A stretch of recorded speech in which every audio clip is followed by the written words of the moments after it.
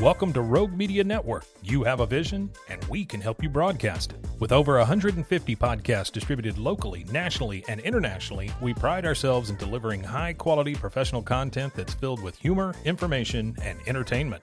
Are you an avid podcast listener? Discover relatable and reliable shows that cater to a plethora of tastes and interests. From enlightening discussions to lighthearted banter, there's something for everyone. And here's the best part. You can start your own show with Rogue Media Network. We specialize in providing a platform to amplify diverse voices and perspectives, making sure everyone gets a chance to be heard. So why wait? Tune into our podcast and explore a world of ideas and stories, or step up and let the world hear yours. Call us today at 254-300-7982. Visit us at roguemedianetwork.com or send us an email at hello@roguemedianetwork.com. Join the podcast revolution with Rogue Media Network today. Wine and Crime contains graphic and explicit content which may not be suitable for some listeners. Listener discretion is advised.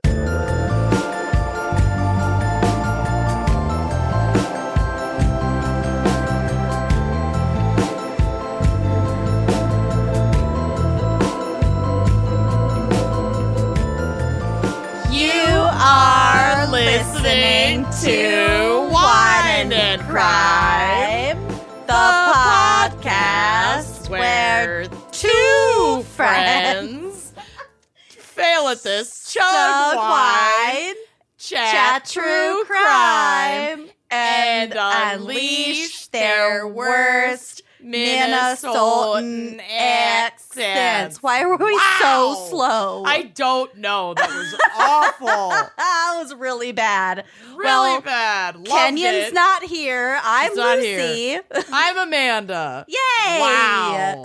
And today we have a very special fan pick. The most special. This fan pick was chosen by Joe for Joe's wife Jen's birthday. Oh, happy birthday, Jen. Happy birthday, Jen. I'm Happy pretty birthday, sure Joe's wife, Jen. pretty sure Joe's wife Jen's birthday was like back in March. Oh, good for Joe's wife, Jen. I think it was a while ago, but you know what? I also think that Jen might have a close connection. Yes, we're both lighting our candles. To this week's episode topic, which is engineering crimes. So is it possible that Jen is an engineer? Is that what you're saying? I think so. I love it. I read the email Engine a while Jen. ago. Engine Jen. Engineer. Engineer. There we go. Greg Kinnear, the engineer. So it's just Amanda and me carrying the torch this week. Yep. Which means that I'm doing the background and a case. Yes, this is Lucy's time to shine. My time to shine. It's the Lucy show. Well, No, I'll interrupt plenty. Don't worry. good. You gotta take on the interruption mantle. I got this. For two of you. I got this. I'm interrupting for two now. Good. Yeah. Well, I'm excited to get started because I personally have an awful lot of information to give you. So should we start off with Amanda telling us our wine crime pairing for this week? Yes, we shall. I have a pairing this week from our BFFs, our besties, our boos over at Winc Wine Club. The online wine club that delivers wine to your door, or a Walgreens right over the state border. Yeah. If you're in one of those. Or your local Walgreens if you're like never home. Yeah, I finally live somewhere where my packages don't get stolen. I feel like it's been decades in the making. Yeah. You've had a lot of shit stolen, and that's a lot of not valuable great. shit. It's not great. It's not great. Don't be a porch pirate. I know, I hate it. But that doesn't happen anymore. And that makes my Winc delivery so much easier. And Winc, for those of you who do not know, like I said, incredible online wine club, delivers wine directly to your door. They get to know your tastes. If you're a member, they make recommendations, all kinds of like incredible inventory. They're switching it up seasonally. They always have something new and exciting to try. And it's not always just wine. I have gotten ciders from them. I've gotten a bunch of different sakes. So good. You sure have. I really have. A lot of fun sparkling wines. They have a lot of really, really, really cool stuff. Oh, they have like a really dry cider that I love. They usually have that in the fall, so they should have that again really soon. So maybe you'll have to pair that with an upcoming episode. I love it. I highly recommend becoming a member, but you don't have to. You can just order a la carte. But when you are a member, you get member pricing. So the bottle that we're drinking today regularly is $19.99, but if you're a member, it's $17.99. And if you've never ordered from Winc before, you can save even more. You can go to trywinc.com/gals and get $20 off your first box. And when you put 4 or more items in your box, Winc takes care of the shipping. They've thought of everything. Love it. So I've chosen Rome of the North Riesling because, as I'm sure many engineers have said, Rome wasn't built in a day.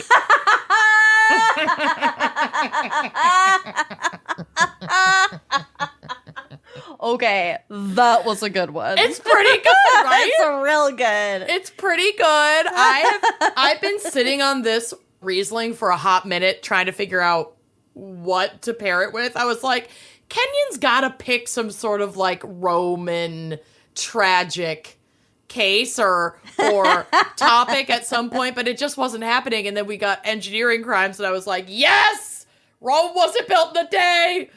And it was built with a lot of engineers. Yes, it was.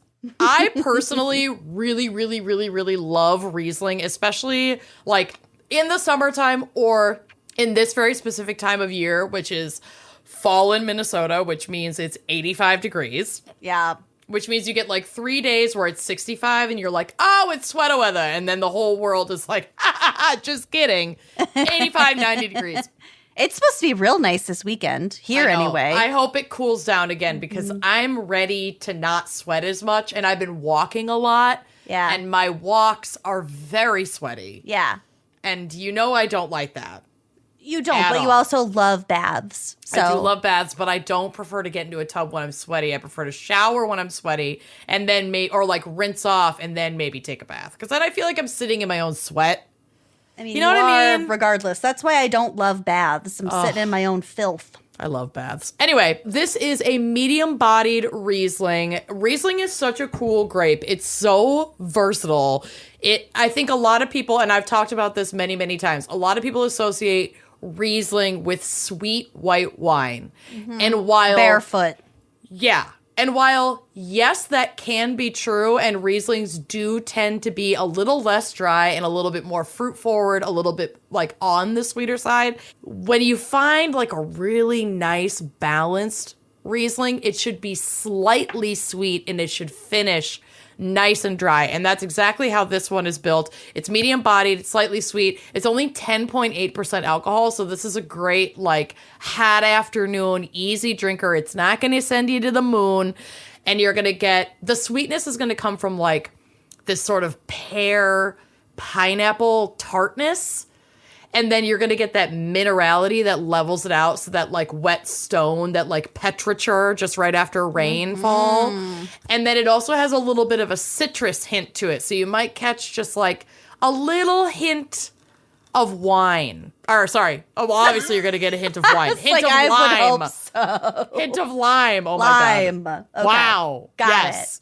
It's amazing. And just a little blurb about this wine. Originally cultivated in 17 BCE, before Christ even, by the Romans. BCE. Before Christ even. I love by that. the Romans to supply wine for their troops. The Mosel River, or Mosel, I don't know, River Valley, aka the Rome of the North, is now home to some of the most classic Riesling wines in the world.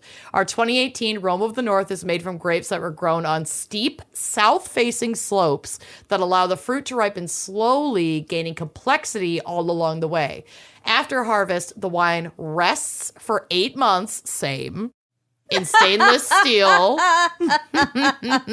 Same. Yep. And this is an aging process that yields notes of stone fruit, pineapple, and whetstone. So it gets some of those fruit flavors, but it also mellows it out. It like really brings out that minerality. This Riesling pairs perfectly with prosciutto, arugula salad, salt and vinegar potato chips. Oh, yum. Yeah. Thai food. Rieslings are so good for cutting spice.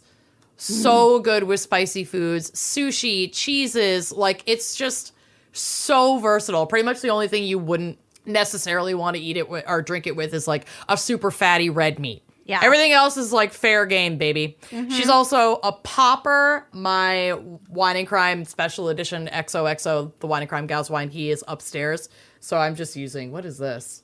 Oh, this is from our friends over at Phantom Wine Company. Nice. Yeah.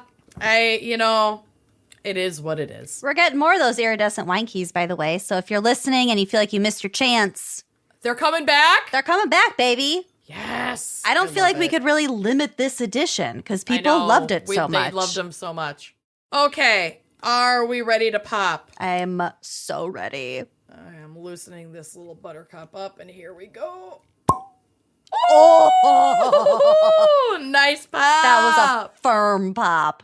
Oh. A very yes. well-structured, well-engineered pop. Wow. Yeah. That'll be the only well-engineered thing in this episode, I have a feeling. Yeah. Yeah. Yeah. Great. Well, let's get to it. Lucy, what's our Cheers. background in psych, baby? Well, before we start my background, there's no psych.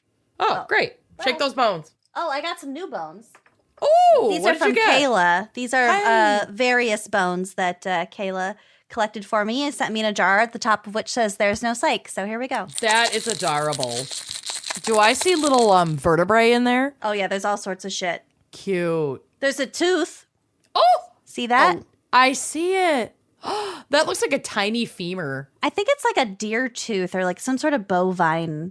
I love it. It's not cute. Anyway. How is it? It's really good. Yum. Uh-oh. Might get drunk. Okay. Uh-oh. Uh-oh. Bill's gone. He might come home to a drunk wife. Drunk fiance.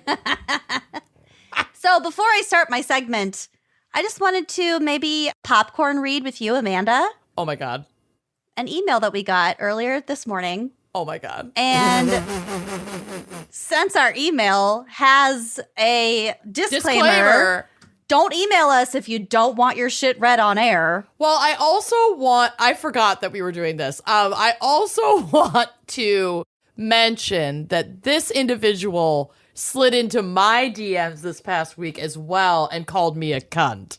So we're getting it from all sides, and I fucking love it. I opened this love email it. today and I was like, oh, we're going to have to do some additional.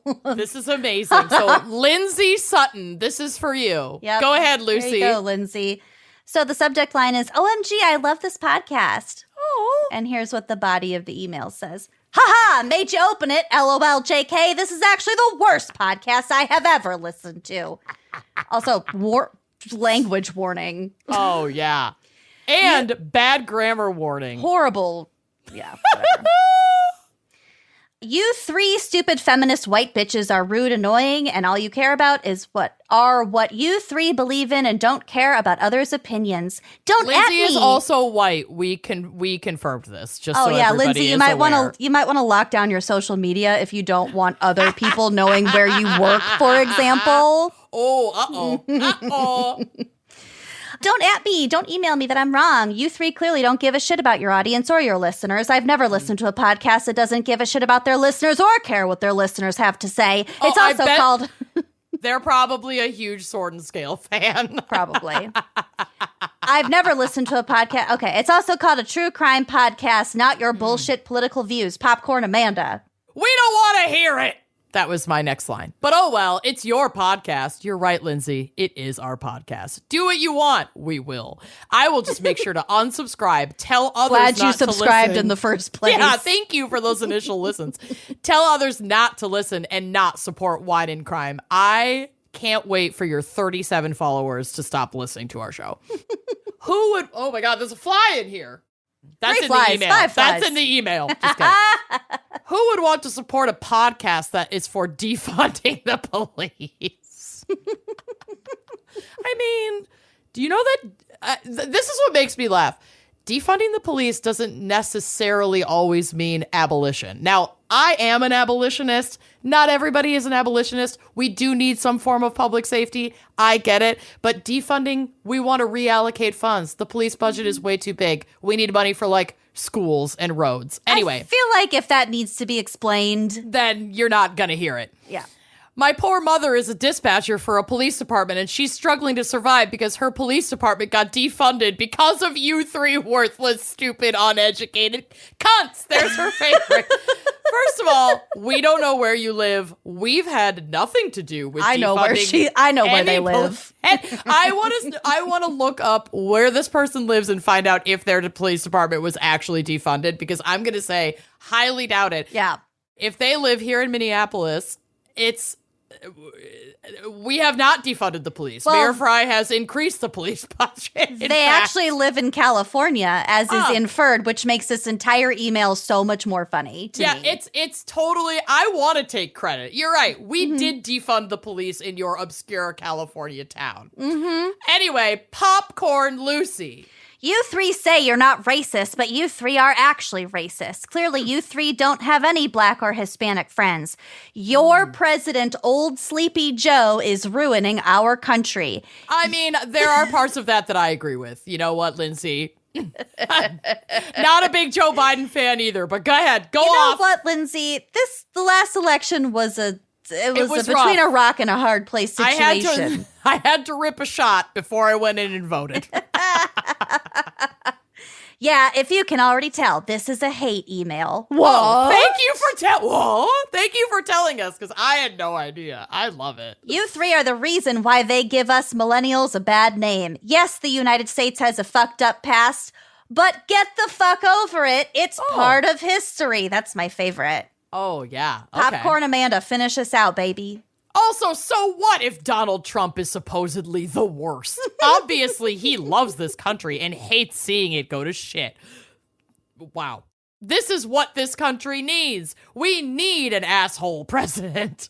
Whether you three sensitive feminist bitches hate it. Anyways, fuck you three. Eat shit and die. Don't ever come out here to California. You three aren't welcome here. Goodbye. We're super welcome in California, and I think we're going to do a couple more sold out shows there.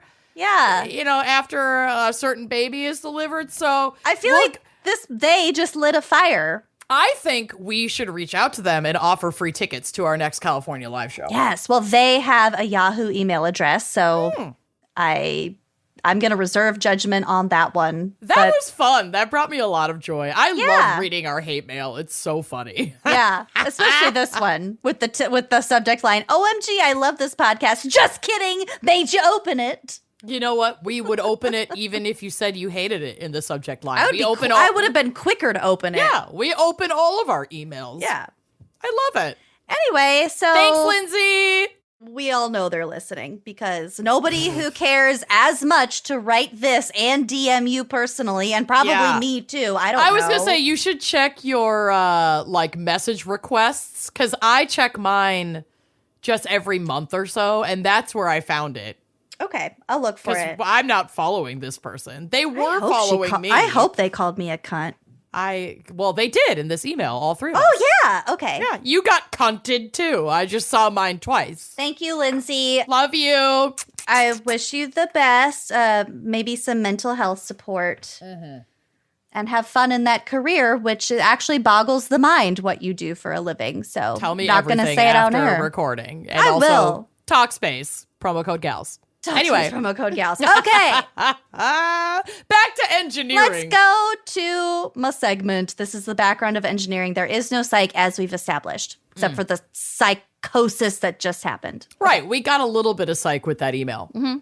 Engineering is the professional art of applying science to the optimum conversion of the resources of nature to the uses of humankind. Okay. Engineers are professionals who invent, design, analyze, build, and test machines, complex systems, structures, gadgets, and materials to fulfill functional objectives and requirements while considering the limitations imposed by practicality, regulation, safety, and cost. Okay. They just figure out how things Work. how shit works. They are the professional Tim Gunn make it work people. Make it work. Exactly. Make it work, designers. Make it work. Designers. Engineers. Make it work.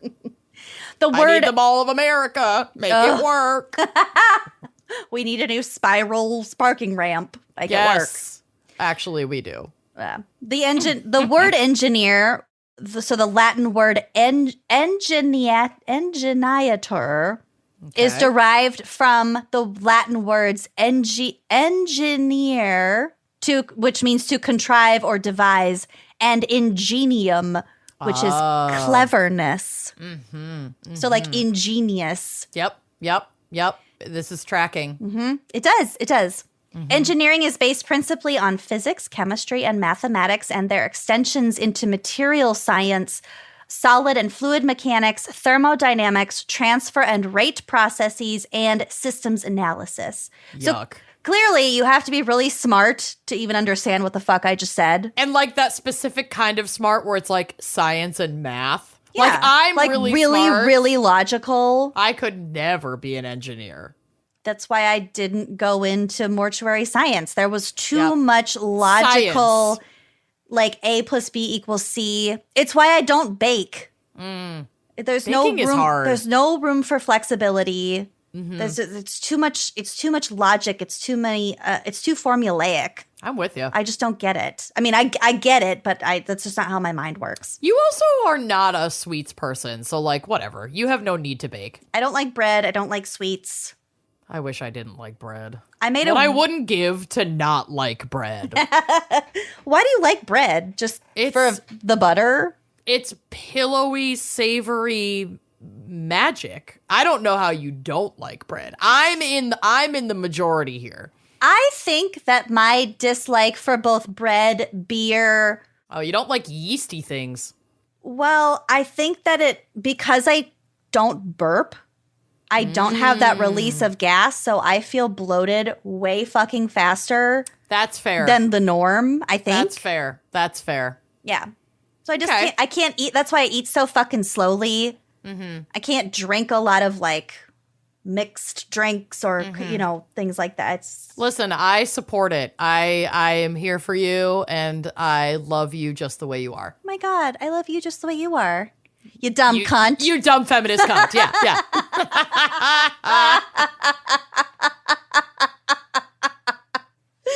Oh my God, I want to frame that email. Actually, done.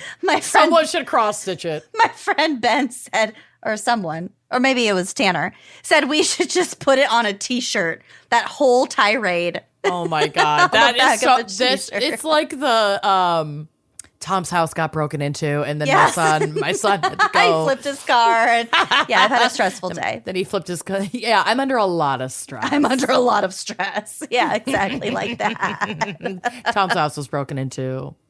And he confronted the burglar, and he got hit in the eye, and he needed eye surgery, and then my son rolled his car 3 times.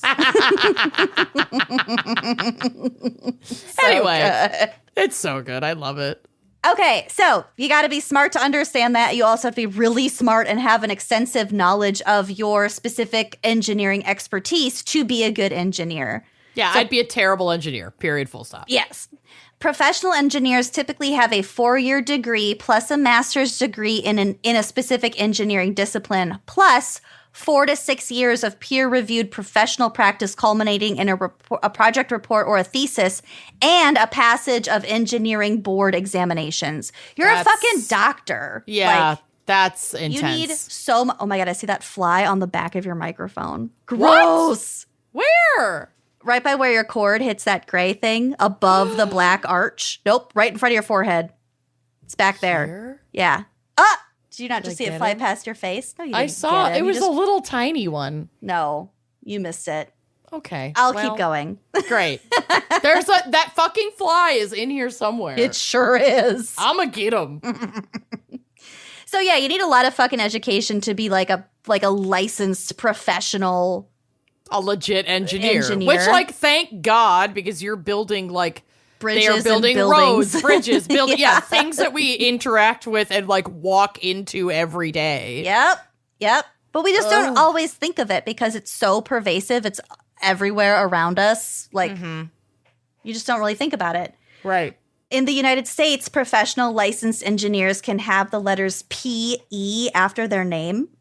So like a PhD, well, professional engineer. Yeah, no, I get it. But I'm never going to have that. God, no. And we're all safer because of that. Yeah, we're all better off for it, for sure. Engineers work with two types of natural resources, materials and energy.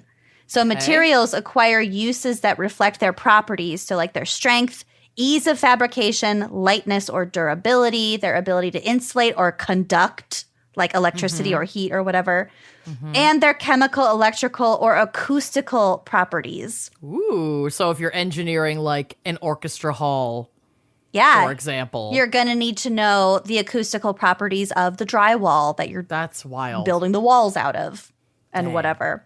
Important sources of energy include fossil fuels, so this includes coal, petroleum, gas, etc., wind, sunlight, falling water, and nuclear fission.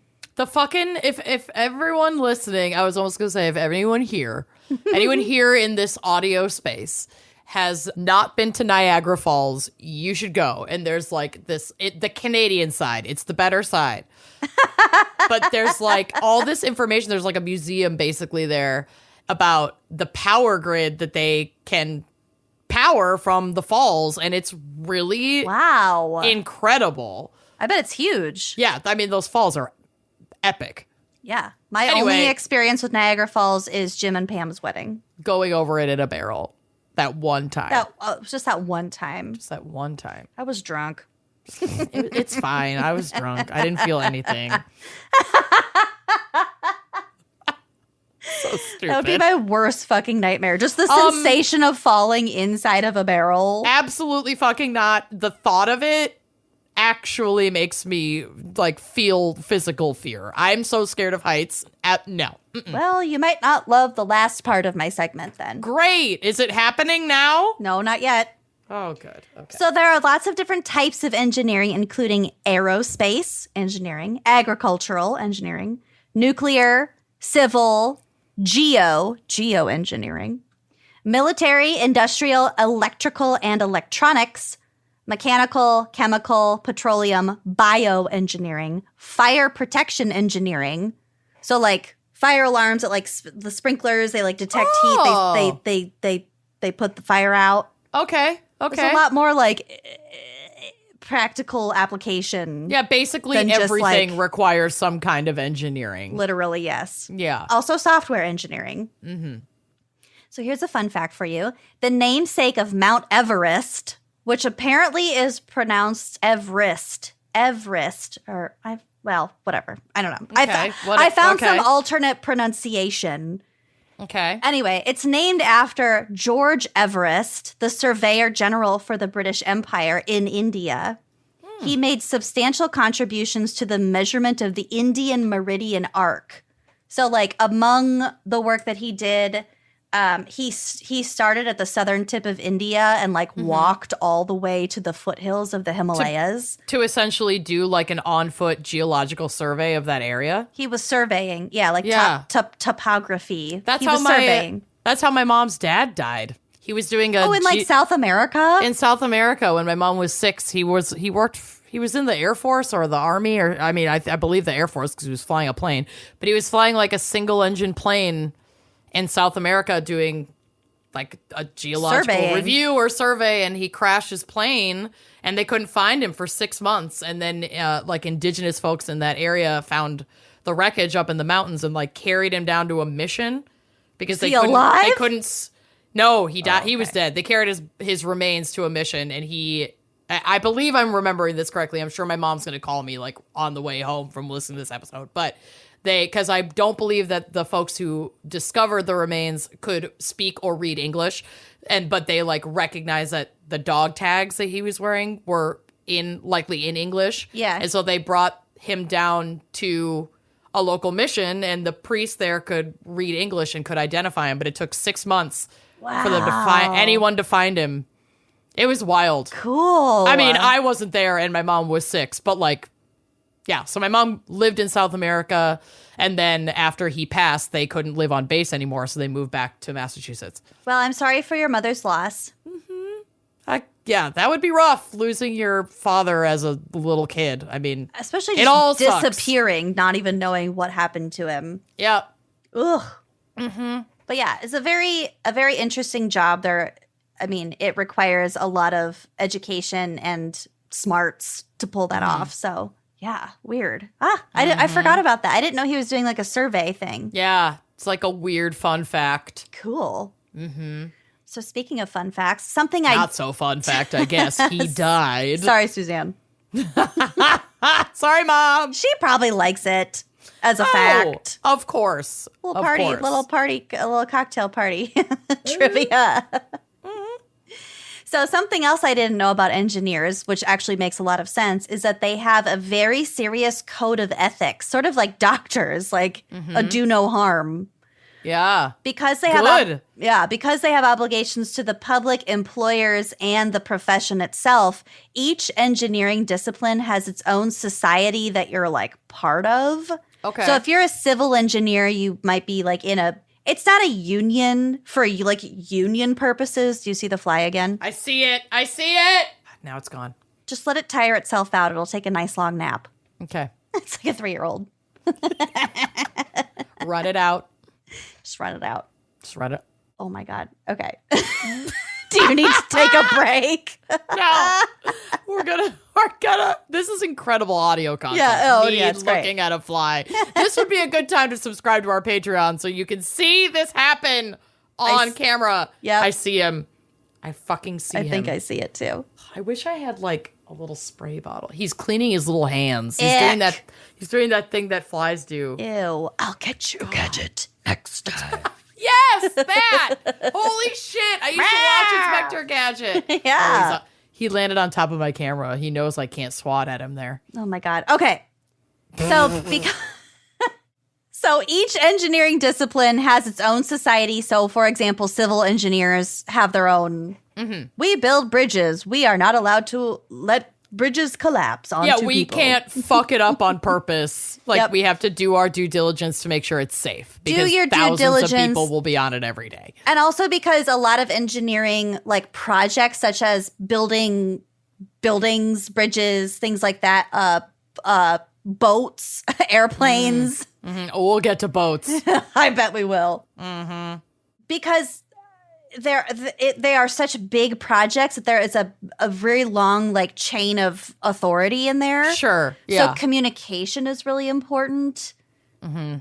Anyway, we'll kind of get to it. But back to these societies, they're often governed by specific statutes, whistleblowing, product liability laws, and sometimes the principles of business ethics.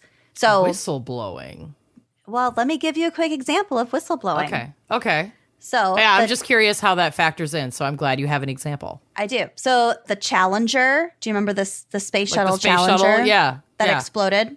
Right. So the Challenger disaster is an off-cited case study when it comes to engineering ethics. On January 28th, 1986, the Space Shuttle Challenger exploded in flames shortly after liftoff, killing all 7 crew members, one of whom was basically like a novelty crew member. She was a teacher. She was like an elementary school teacher, and it was supposed to be like learning in space. Oh, like a God. PR kind of, she was. Oh, that's bad. I didn't know that. I don't know that she was like just a regular civilian teacher. She had But to have been. I think she was. She was like trained somehow, right? a teacher of young children. It was like a whole Okay. thing. From a CED engineering paper by Mark Rossau, PhD, PE, retired. This paper says, quote, a presidential commission was formed to investigate the cause of the accident and found that the O-ring seals had failed. So they're like O-shaped rubber seals on the compartment that holds the pressurized gas and other things. You don't want to lose O-ring. If the Challenger taught us anything. You don't want to lose the O-ring. So the O-rings had failed, and furthermore, that the seals had been recognized as a potential hazard several years prior to the disaster.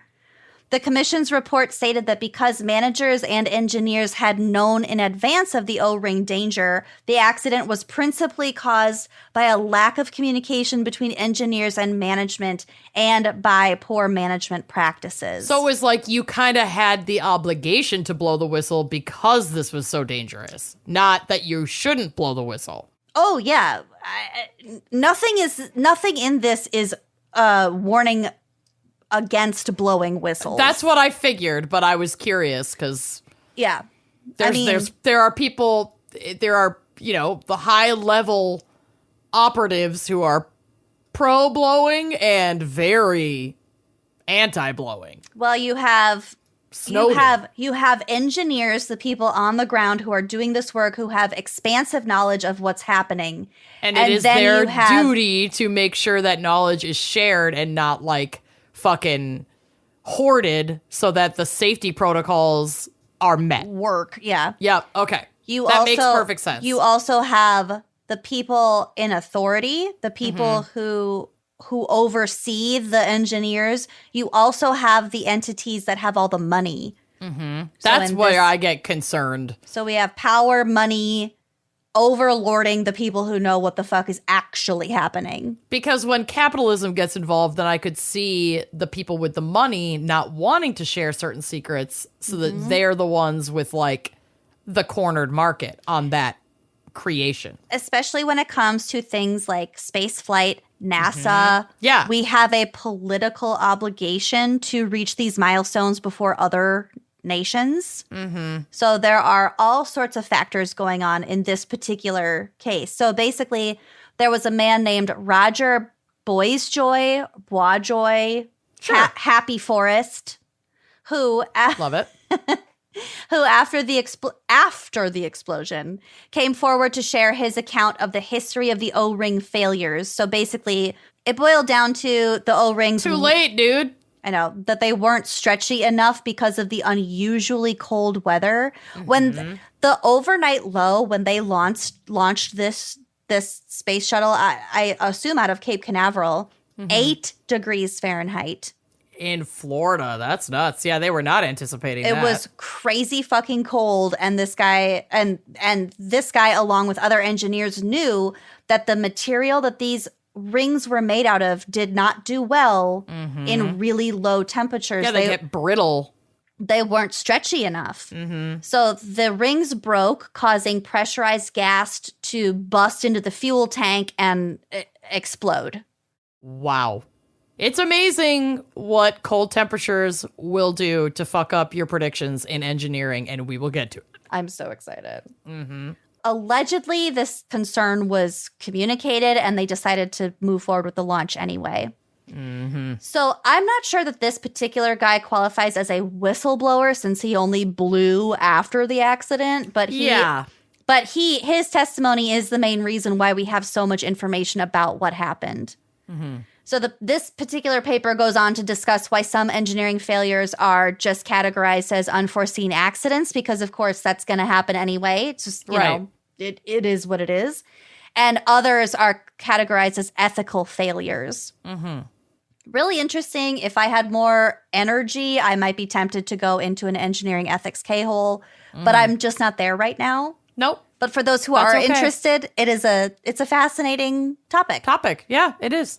Here's another fun fact from Wikipedia. Quote, some graduations of engineering programs in North America may be recognized by the iron ring or the engineer's ring, which is a literal finger ring made of iron or stainless steel that is worn on the little finger of the dominant hand.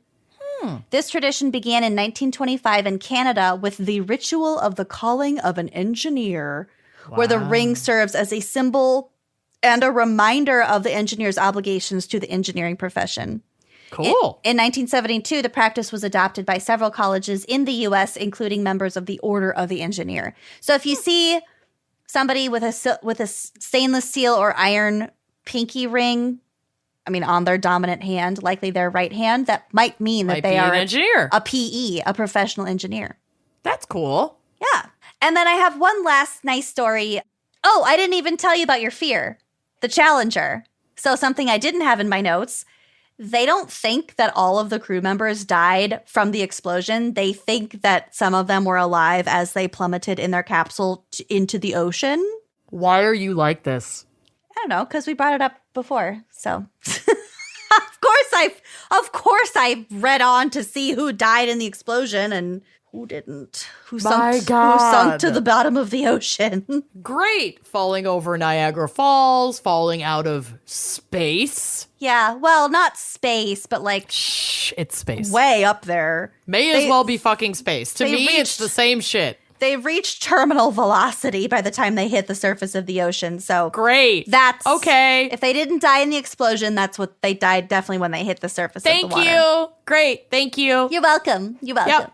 Awesome. So here's a last little nice story from the American Society of Mechanical Engineers. This will cheer you up. This is actually a nice little story. Okay. Leonardo da Vinci lived in Italy for 67 years during the mid-1400s, and back then, 67 years old, that was fucking ancient. Yeah. In a time far before electricity, when water was used as power, and 100 years before Galileo had worked out measuring time. Yikes. Da Vinci was an engineer and proficient inventor of both working and theoretical inventions. Mm-hmm. His artistic talents enabled him to record his mechanical ideas with enough clarity that blueprints for working models could be created, allowing humankind to continue celebrating his achievements in modern days.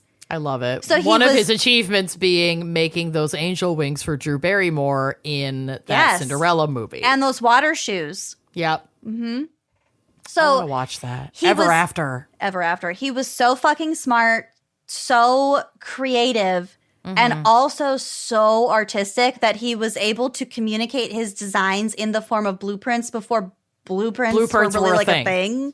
Yeah. So it's detailed enough that we can still use that today, which is unbelievable. So fucking cool.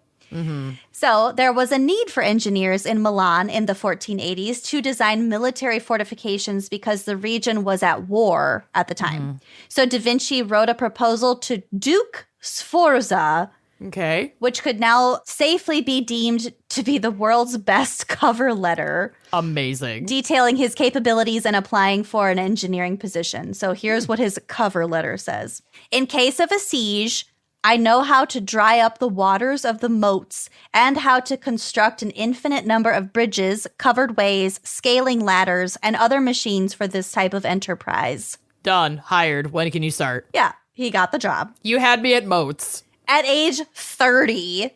Wow. He did this at or before 30. He first explored his engineering talents and went on to work as a military engineer for 17 years in Milan. Wow. He studied and designed war instruments such as tanks, catapults, submarines, machine guns, and other weapons. In the 1400s. That's unreal. Yeah. He also focused on mechanics of levers, gears, cranes, hydraulics, ball bearings, bicycles, and flying machines. Incredible. Okay. He displayed civil engineering talents as well, with geometry studies and architectural designs of domed churches, fortresses, and canals. So, is Da Vinci kind of the reason we have domed churches, or was that before, were those not common, but made before, and he just made them better? I think that might be the case. I think that they have existed for a really long time, but if you think about the architecture of a domed structure, it's so fucking complicated. Mm-hmm. So at the very least, I would imagine he improved their design. Systems and also recorded it so in it his could be blueprints repeated. so we could replicate it. Yeah. Wow. Among many other designs, in 1495, he detailed plans for a 3-wheeled, wind-up, self-moving automobile. Oh my God. That has been considered the first robot. That's insane. He designed a robot. In 1495. Yeah. It was the 90s, man. It was It was crazy. the 1490s. It was crazy. Da Vinci was also the first systems engineer, creating a new attitude about understanding how machines worked. According to curators at the Boston Museum of Science, quote, he reasoned that by understanding how each separate machine part worked, he could modify them and combine them in different ways to improve existing machines or create inventions no one had ever seen before. He wrote the first systematic explanations of how machines work and how elements of machines can be combined. Wow. He was a fucking genius. Yeah, he was. He wrote daily in his notebooks in Italian using mercantile script mirror writing. So instead of going left to right, he went from right to left. So it was sort of like encoded. It was not meant for other people to read. Interesting. He did not write linearly or in complete thoughts or with logical progressions, but instead he just wrote really observationally. His journals contain drawings and words that describe concepts, ideas, functions, and connections. He wrote thousands of pages comprising 30 different scientific journals. Wow. The most important is now called the Codex Leicester.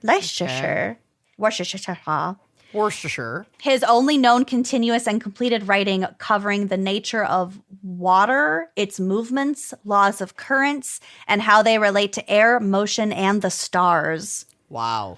So when we think about like the canals, like the aqueducts and things like that, that was the kind of shit he was designing. All those years ago. Yeah. So he literally helped create systems and design systems that helped for these major metropolises to like flourish. Yeah, like Venice. Yeah. Wow. That's wild. The Codex Leicester is also the last publicly owned Da Vinci notebook currently held by Bill Gates, who purchased it for $30 million, who may have sold it since then for his divorce settlement. Not sure. Maybe, yeah. It has been digitized for the world to see, and the actual notebook is exhibited in the Seattle Art Museum with computer programs that display the reverse mirror writing, which I think would be so cool to see, and explain how the text on the pages connect, since he wrote in such like a coded way. Wow. All other notebooks are owned and on display by libraries or museums throughout the world. Cool. I want to go see some Da Vinci notebooks. I'm now obsessed with Da Vinci. Great. And I found a lot of information on engineering that was actually really surprising, that this wasn't as boring to research as I sort of assumed it would so be. Cool. You did a great job, Ma. Thanks, honey. Proud of you. Pretty good for a stupid liberal cunt, huh? Yes. And feminist. Oh, yes. Big problem. Yeah. Well, let's take a quick break to hear from our sponsors, shall we? Let's do it, and then you can give us a case. Oh, great. With HelloFresh, you get farm-fresh, pre-portioned ingredients and seasonal recipes delivered right to your doorstep. You can skip trips to the grocery store, and you can count on HelloFresh to make home cooking so easy, so fun, and so affordable, and that's why it's America's #1 meal kit. Oh, I just re-signed up for more HelloFresh meals because I can't get enough. And I made one the other night, cheesy smothered mushroom chicken with mashed potatoes and roasted carrots. Stop. The Yum. perfect fall meal. I was gonna say, welcome fall, honey. Seriously, it was so good. So they have all of these fresh fall flavors available. Every HelloFresh recipe includes ripe, just-picked produce that travels from the farm to your doorstep in less than a week. You can tell how fresh everything is. You seriously can. Yes. And like I said, fall is the perfect time to cozy up with some delicious sweets. Get the whole family involved with HelloFresh's limited edition, kid-friendly baking kits. I love this. When I went on to like pick what kind of meals that I wanted, so you can get like meat and veggies, pescatarian, keto-friendly, veggie, all veggies. And then as you're going through, you can add like pumpkin cheesecakes. Stop. OMG. Different bars, different cookies. Bars? It's completely customizable. It is so great. I missed HelloFresh so much while I was gone. I'm so glad you have it back in your life. I am too, and I highly recommend for everyone to get HelloFresh in their lives. Absolutely. And here's how you can do it. Go to HelloFresh.com/gals16 and use code gals16 for 16 free meals across 7 boxes and 3 free gifts. This is an amazing offer, people. One more time, go to HelloFresh.com/gals16, that's GALS16, and use that code gals16 for 16 free meals across 7 boxes and 3 free gifts, and treat your meals. Trade them. Okay, are we ready for my case? Yes. I'm excited. I know what you're covering, and It's gnarly. yeah, I'm not like excited. Excited is the wrong word. I am very fascinated and interested in this topic. Intrigued. Yeah, I'm intrigued. Well, let's get going then. Okay. Champlain Towers South, a residential building in the town of Surfside, Florida. This is just north of Miami Beach. It's on the coast, Surfside, obviously. Was part of a large complex of condo buildings built over a span of several years. The South Towers were completed in 1981, followed by Champlain Towers North in 82 and Champlain Towers East in 94. There is no Champlain Towers West. Okay. All 3 buildings were L-shaped and 12 stories high. It was a big compound. Yeah, that's huge. The South Towers contained the most units of 136, including a rooftop penthouse. Yeah. Lots of people in these buildings. Yeah. The penthouse was a controversial part of the South Tower from the beginning. It was not mentioned in the original building permits and eventually required an exemption from the city for exceeding Surfside's height limit for buildings. Well, we're off to a bad start already. We're not off to a great start, especially when it comes to like coastal. I mean, zoning issues are very real for anybody building anything, but I feel like especially in a big city like this, especially on the coastline, like, don't fuck around. Be doing. It's not worth it. As the first building in the complex, Champlain Towers South was the first new construction in Surfside following a moratorium on real estate development that had been imposed by Miami-Dade County in order to address water and sewer infrastructure problems that had plagued the city for years. Again, don't fuck around with the zoning. There are reasons why that exists.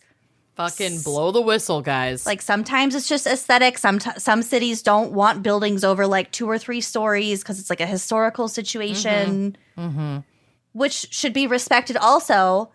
And then also sometimes it's about infrastructure. Yeah. How are we going to get it's too dangerous sewer utilities, water to these places? Like just do what you got to do. Yeah. The developers of Champlain Towers got around this moratorium by paying the city $200,000 at the time, which today would be equal to about $747,000 today. That's still not that much. Depends on who you have to pay off. Yeah, I guess. When you're thinking I of would like take that the much money if cost it was of just going to human me. life.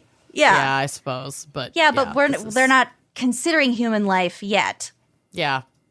But also that right. money paid to replace a portion of the sewer system. So it wasn't a direct bribe situation. It was like, oh, we'll just give you all this money to replace what you say the problem is, and then we can do what we want to do. When the towers were complete, they became home to a diverse array of residents.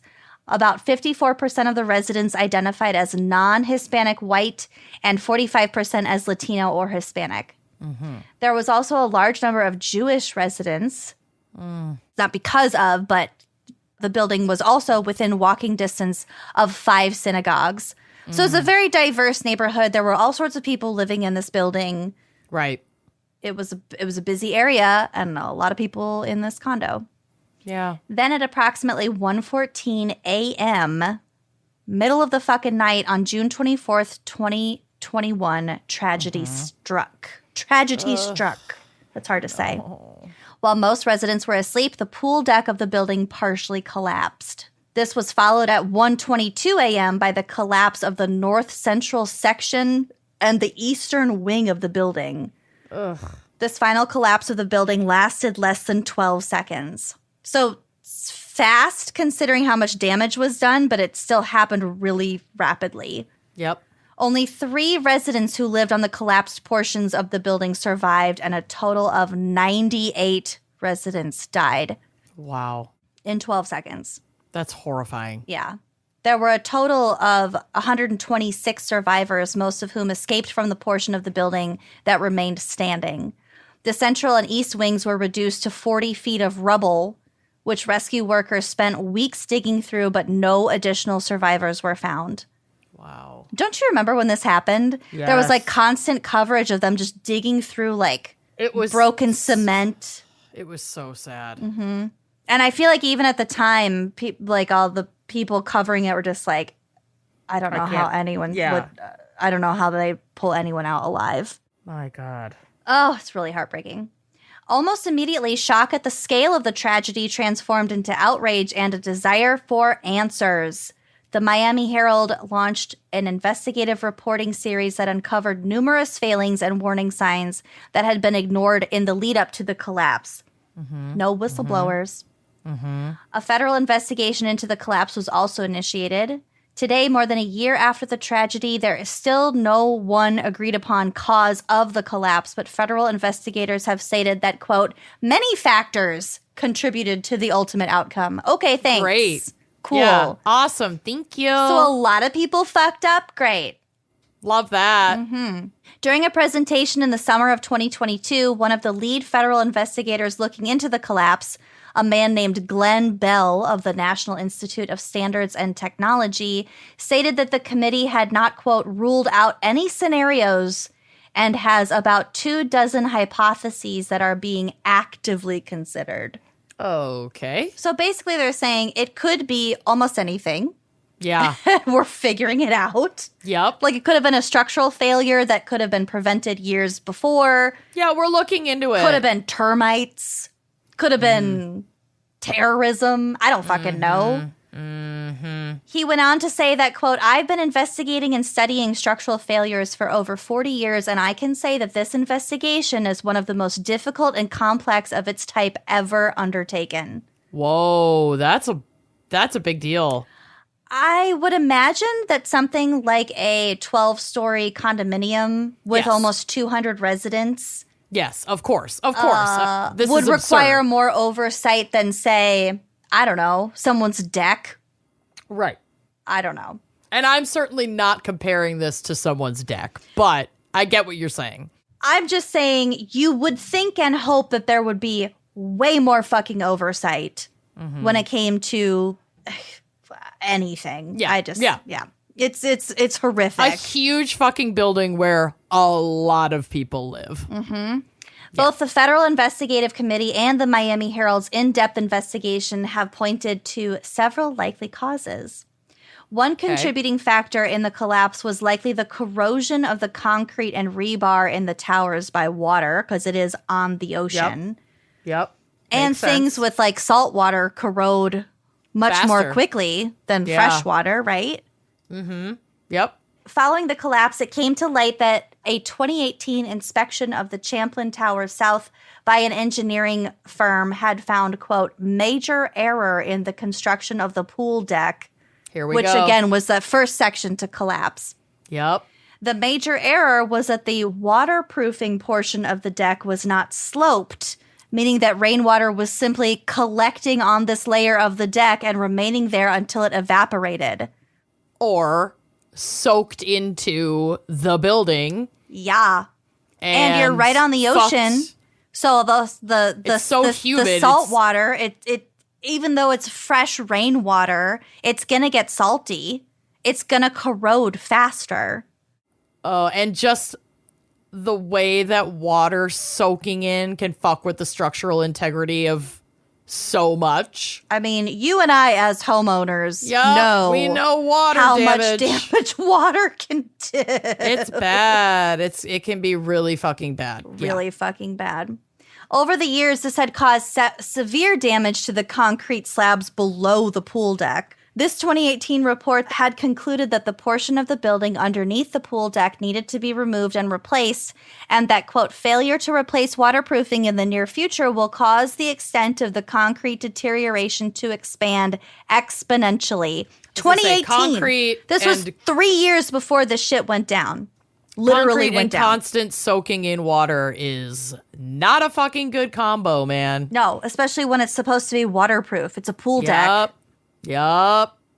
Champlain Towers, however, had chosen to delay this expensive repair because it's expensive. Yep. We don't want to pay it now. We'll pay it eventually. Well, now you're fucking paying it. Are they? Well, no, probably not. When in October of 2020, they finally did have someone in to make repairs to the pool deck area, they were told that these repairs could not be completed because the deterioration of the original construction materials was so severe that any repairs would have risked destabilizing the area. So it's too dangerous to repair it, but everyone can just keep living there. It was too dangerous to repair. Well, it was too expensive to repair it. Yeah, but then this almost sounds like they're saying it was too, like, by the time they were like, okay, let's fucking get this assessed. Yeah. So now it's too dangerous to repair happens in it. stages, yes. Yeah. But I think the second assessment was more like, wow, this damage is so extensive that you're going to need to do like 5 times as much. And that's when they were like, ooh, Yep. let's delay this even more. Ooh, what could go wrong? On April 9th, 2021, residents of the tower received a letter outlining a planned $15 million set of repairs to the building, which noted the severe concrete deterioration. However, at the time of the building's collapse, nothing had been done yet to address this deterioration. Of course not. So they figured out a way to finance all of the extensive repairs with that secondary Yep. findings laid out. Mm-hmm. And so then they went through the motions to find the funding for that, and then they set it out to the residents. And it's like, okay, cool. Well, we did that step. Let's just sit on our haunches for a little bit longer. Yeah. Fuck. In addition to this freshwater damage, a maintenance manager had also noted an excessive amount of saltwater damage, causing even more aggressive corrosion. Oh, no. At the time of the collapse, the building was undergoing inspection for its 40-year recertification, which is a process that typically takes about a year to complete. Mm-hmm. Great. It would eventually be revealed in an explosive Miami Herald report that a contractor had inspected the pool deck only 36 hours before the collapse. No. And can you imagine? And had made note of standing water, cracked concrete, and a severely corroded rebar. So oh my God. He was a day away. He could have died. The inspector was like, yeah, your shit's really fucked up. Really fucked. Yeah. You gotta fix it. Here's your receipt. He or she, Next they day, left. Basically, it a comes day down. and a half later, it came down. Holy shit. In addition to the water damage, another potential cause of Champlain Tower's collapse was the numerous shortcuts taken during the building's initial construction. Mm-hmm. Following the collapse, the New York Times reported that, quote, investigators had found less rebar than specified in the building's construction plans in its footing, neck, and starter columns. I'm not an engineer. I don't know exactly what that means. Yeah, but anything with columns, that's like load bearing, that's stabilizing. And rebar are those steel poles. Yep. That's what keeps concrete stable. In its form and stabilized. Yep. Mm-hmm. I don't know a lot, but I do know that rebar is pretty important to and you don't want it construction. rusting and corroding away, because then you're basically just left with like loose crumbling rock. It's a house of cards. Yes, a literal house of cards, as made evident by this exact fucking situation. A house of Crete. Yes. Oh, God. Although the report did caution that it was possible some of this rebar had actually been dislodged during the collapse, it seems highly likely that the original contractors skimped out on the rebar to cut costs. I mean, it just seems like they tried to make this luxury building as cheap as possible from fucking day one. I wouldn't even classify it as a luxury building, but yes. Well, right. It had like a rooftop pool deck or whatever. They tried to make this building, period, just cheap. Yeah. I mean, as you would as a contractor. I mean, that's part of your job is to cut costs, but to what expense? Like, so using less rebar than required is a common construction shortcut and is often not caught once it has been done, as the inspection required to check the amount of rebar in reinforced concrete is costly and destructive. But it was pretty easy for them to do once the building had fucking collapsed into rubble. Yeah. Weird. Such a shortcut would have been caught during the construction phase, but there is evidence that proper inspections were not performed. Oh, great. Well, it's hard to catch things when you don't properly inspect them. This whole incident was a failure on so many different levels. Ugh. It's really sick and really sad. The Miami Herald interviewed 6 engineering experts who cited structural instability as a major cause of the collapse. Well, where are the whistleblowers in this one? Like, why? There's so much blame to pass around, and I can't just go off and blame the engineers who were inspecting this. But if you do, I'm just going to put a blanket statement to all the people out there who might conduct inspections of some kind. If you're conducting an inspection on a building where like hundreds of people live and there's a lot fucking wrong with it, and then they're not doing anything about it, you have to like just do more to make that public. Like, do more to raise hell about that, because so many people died. I mean, I think, and this is sort of what I got into with the Challenger and the whistleblowing and the engineering ethics. With big projects like this, there are so many different entities. It's true. That it's what I'm really asking for is easier said than done, but this way just seems easier like said than done.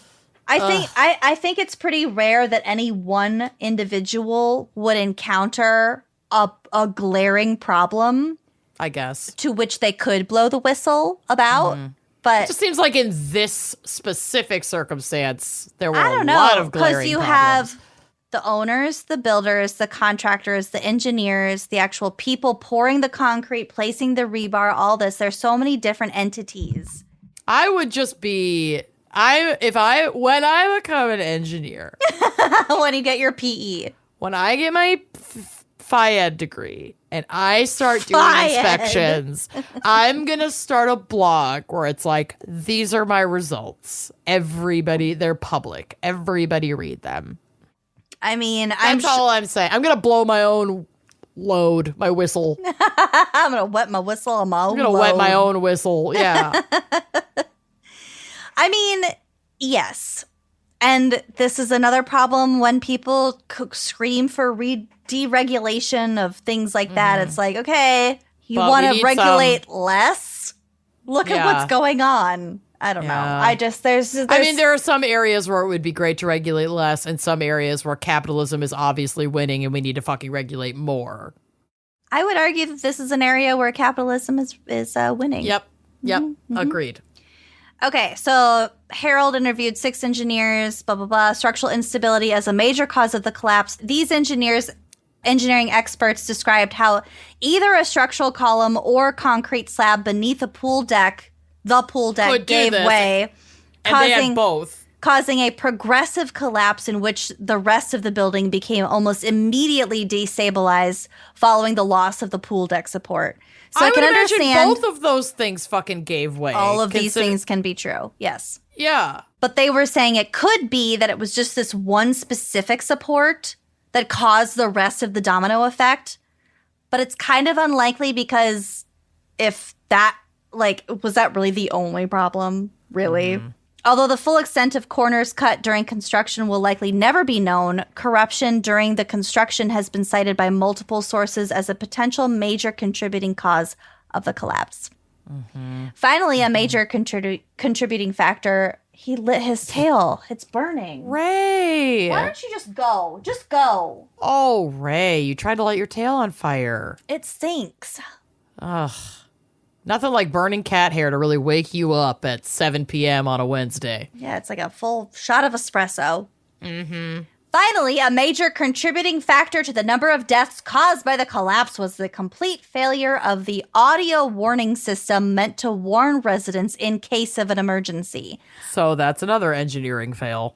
I would imagine that this warning system was put in place for things like hurricanes stuff like that, because it was right on the Fire. coast. It wasn't necessarily because, hey, your building is going to collapse, but I guess. it would still produce the same end result of like, get the fuck out, you know? So the building had been designed with a sophisticated alarm system that had the capability to broadcast an alert into the bedroom of each unit. That's smart. However, the alarm was never triggered, despite the fact that there were approximately 7 minutes between when people witnessed the pool deck collapsing and when the entire building went down, which That is a lot of time to get out. it would have likely allowed time for at least some of the residents to escape. No shit. Yes. I mean, some, if not most, Yeah. if not all. 7 minutes is a long time if you know you have to get the fuck out. Yeah. The alarm Oh, God, never I can't even imagine how scary that must have been.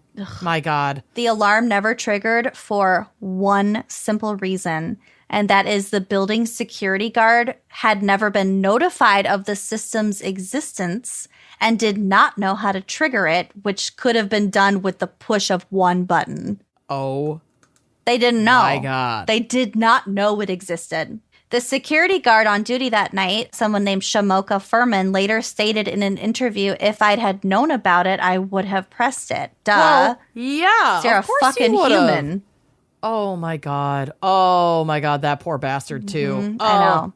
This is so tragic. One resident who did manage to escape, a woman named Ileana Montegudo, would later recall that she had awoken to a strange noise, noticed a crack in her ceiling, and on her own decided to flee. Good for her. I don't know what I would have done. She went on I'd to... probably die in there.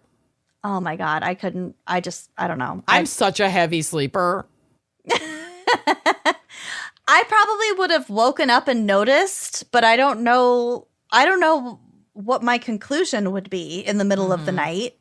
Like, oh, I'll call my landlord tomorrow. I'm going to go back to sleep now. Or, holy fuck, the building is collapsing. I have to go. Yeah.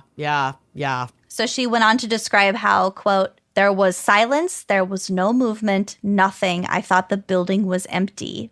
Oh, my God. It is impossible to know how many lives could have been saved by the use of the alarm system, but chilling to contemplate that most residents were left to sleep in their beds despite the fact that there were witnesses to the initial moments of the collapse and at least sometimes 7 minutes to warn others."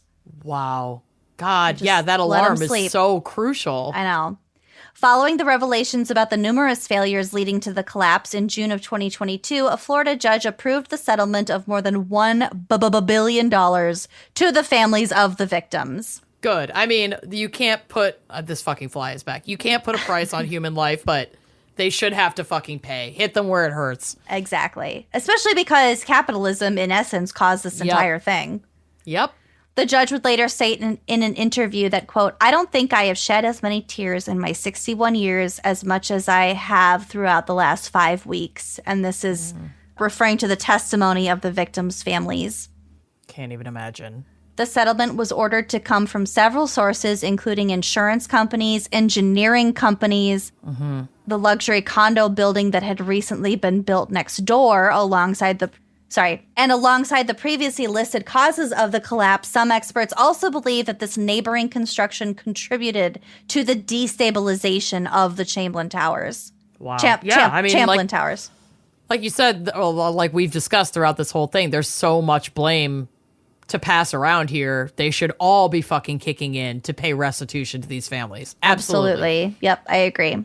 Additionally, in May of 2022, lawmakers in Tallahassee successfully passed legislation designed to increase standards for building inspection maintenance in order to prevent a similar disaster. Honestly, in a place like Florida, that's almost all coastline. You got to be so careful. You have so much unstabilized infrastructure.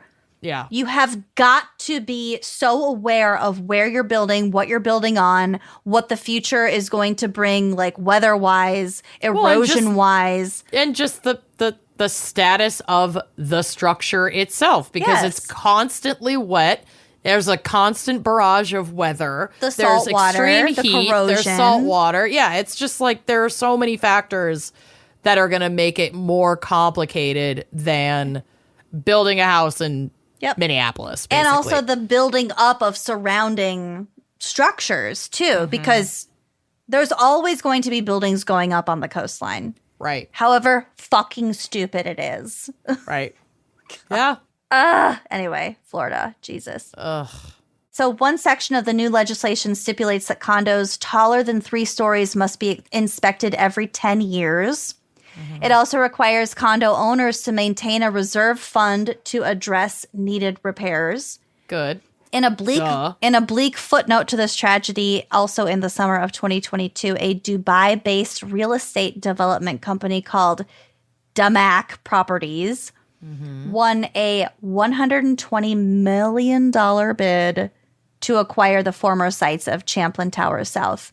Oh, dear. The billionaire founder of the company, Hussein Sajwani, announced in a press release that he was planning a quote, ultra luxurious new condo building. He made no mention of the 98 people who had perished in the collapse only a year earlier. That just seems like kind of egregious. He's like, look at me, I acquired this new land. Yeah, I'm going to get this land for cheap because a fucking tragedy happened here. Yep. For only $120 million.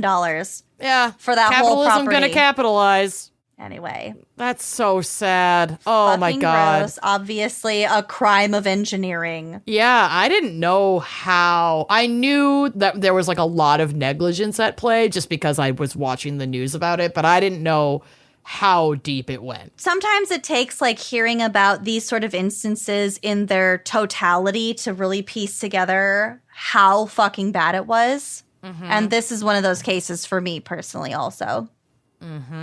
So. Wow. Yeah. Wow. Dark enough? Yeah, I mean, did I do her justice? You did good. You did good. That was pretty dark. Cool. Well, cool. I'm tired of talking. If you want to, let's hear a word from our sponsors and you take it the fuck away. Okay, can't wait. Stitch Fix is putting the joy back into getting dressed for this new season. It's fall, baby. My favorite season. They got denim, they got sweaters, they got boots. All picked for you by an expert stylist. You're going to look fantastic. It's seriously amazing. Stitch Fix is the best way to discover new styles and brands just for you. You can think of Stitch Fix as your style partner. Your stylist will learn about your tastes and collaborate with you on looks that you will love. And all you have to do is answer a few questions about where you typically like to shop, what you like to wear, your price range, what you don't like to wear, so they know what not to put in your Stitch Fix box. That's an important component. And with your choices in mind and a wide range of sizes available from extra small to 3XL, they'll find your perfect fit. I get jeans in my Stitch Fix box, and they always fit me. And they feel good. They feel good. They've got you covered with over 1,000 brands and styles. So try your pieces at home before you buy. It is so much better than a too hot, gross, like bad lighting dressing room at a mall. Okay? Oh, yeah. Do it at home. Keep what you love. Send back the rest. Plus, shipping, returns, and exchanges are always free, and there is no subscription required. Simply order a refresh as needed or set it and forget it, like I do with regular seasonal fixes. You're in control, baby. And it feels like your birthday every time you get a new shipment. Yeah, it's seriously amazing. I love it. I love getting my seasonal boxes, and like, it's not just clothes. They've sent me bags, shoes. I've gotten jewelry from them. Like I said, the jeans always fit me. I love my Stitch Fix so much. Right now, Stitch Fix is offering our listeners $20 off their first fix at stitchfix.com/gals.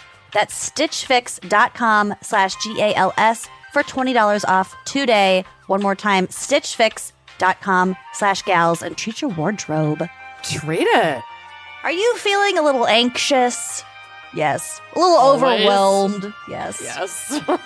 These feelings can kind of make it a little hard to shift gears and get in the mood. But with Dipsy, you can focus just on what makes you feel good. Dipsy is an app full of hundreds of short, sexy audio stories designed for you by sensual women. They bring scenarios to life with immersive soundscapes and characters. No matter who you're into or what turns you on, there is no judgment or shame in this game, okay? Find stories about that intriguing coworker with a British accent. Oh. Or hooking up with your hot yoga instructor. Yeah. Hear the sexy voices of Serranus J. Jackson, E.R. Fightmaster, Luke Cook, and many others in stories like you've never heard before. And new content is released every week. So in between listening to your favorite stories again and again, you can mix it up. Find something new to explore. Variety. And when you're done getting all wound up, Dipsea can help you wind down because they also have sleep stories, wellness sessions, and now, this is my favorite, they also offer written stories. Hello. So if your headphones aren't charged, you can just read one of their written stories. So this is your go-to place to spice up your me time, explore your fantasies, or heat things up with a partner. Oh. So for listeners of the show, Dipsea is offering an extended 30-day free trial when you go to dipseastories.com/gals. That's 30 days of full access for free when you go to DIPSEA stories.com/GALS. One more time, dipseastories.com/gals, and treat your fantasies. Treat them. Are you ready for my case? No. I mean, you're gonna love it. Okay. Y'all, I had no idea that engineering crimes would be the gateway to the story that I have been yearning to tell since 12-year-old me saw Jack kiss Rose on the bow of the Titanic. Oh, God. Yep. So This good. I might have to watch that movie tonight. This is one of the largest engineering failures in history, and we're going to dive into it, pun intended. No, it's cold. I know. Take her Right shoes off fucking now. first.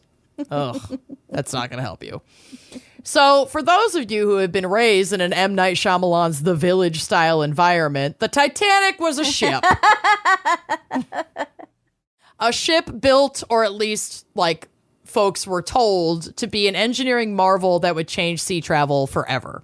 Do you know my house was built the same year that the Titanic sailed/sank? 1912? Mm-hmm. Cool. My house is 100 years old. Actually, it was built in 1911. Yeah, your house is more than 100 years old because it's 2022, Yeah. Queen. Weird. That's an old house.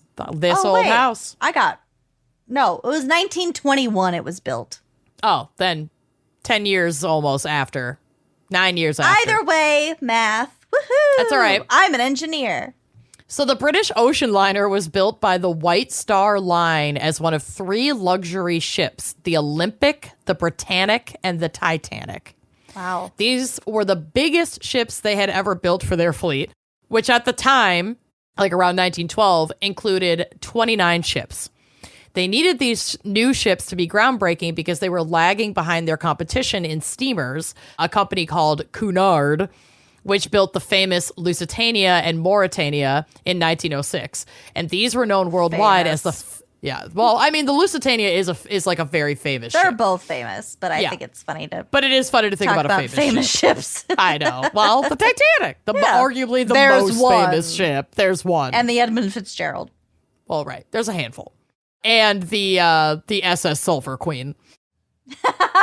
So Forgot about these that. were known worldwide as the fastest passenger ships available at the time. So to show them up, White Star decided not to necessarily focus on speed, although they did focus on speed as well, but rather size and luxury amenities. Ooh. The ships were constructed by the Belfast shipbuilders Harland and Wolff, who had been White Star's go-to designers, like basically the Chip and Joanna Gaines of ships, since the 1860s. That's where shiplap came from. Shiplap. So their approach was Wolff would dream big and draw an over-the-top sketch of the potential ship, and Harland would basically reverse engineer it and draw up plans to make it an actual seaworthy vessel. Ooh. Yeah. I like that tactic. This had worked pretty well for them. As for their budget, it didn't super exist. Thank God. They were just kind of told to do their thing, and then White Star would make it work, Tim Gunn. They would just allocate funds. Quote, in the case of the Olympic class ships, a cost of £3 million, which would be approximately £310 million in 2019, for the first 2 ships was agreed, plus extras to contract and the usual 5% fee. So Wolf and what's-his-face, Harland, would get 5% on top of a fee for themselves for doing the designs on top of, like, the cost of building everything. Oh, okay. So this is from Wikipedia, quote, Harland and Wolff put their leading designers to work designing the Olympic-class vessels. The design was overseen by Lloyd Peary, a director of both Harland and Wolff and the White Star Line, naval architect Thomas Andrews, the managing director of Harland and Wolff's design department, Edward Wilding, Andrews' deputy and responsible for calculating the ship's design, stability, and trim, and Alexander Carlisle, the shipyard's chief draftsman and general manager. Carlisle's responsibilities included the decorations, equipment. We'll get to the decorations. I have so many photos on the drive. Thank God. Like the most I've ever included. The only thing I want to pay attention to are the decorations. I'm going into your folder because we're going to talk about the amenities. It's fabulous. So equipment and all general arrangements, including the implementation of an efficient lifeboat design. So efficient. Which we'll get to. Wow, you do have so many pictures. So on July 29th of 1908, Harland and Wolff presented the drawings to J. Bruce Ismay and other White Star Line executives. Ismay approved the design and signed 3 letters of agreement 2 days later, authorizing the start of construction. At this point, the first ship, which was later to become the Olympic, had no name but was referred to simply as number 400, as it was Harland and Wolff's 400th hull. The Titanic was based on a revised version of this same design and was given the number 401. Ooh. Titanic was 882 feet and 9 inches long, with a maximum breadth of 92 feet and 6 inches. Wow. Her total height, measured from the base of the keel to the top of the bridge, was 104 feet. She measured 46,328 gross register tons, and with a draft of 34 feet, 7 inches. She displaced 52,310 tons of water. Wow. She was a big girl. She was a big girl. All 3 of the Olympic-class ships had 10 decks, excluding the top of the officers' quarters, which were pretty lavish. 10? 8 of which were for passenger use. 2 of which were like equipment and steerage, basically. So 8 decks stacked vertically like this? 10.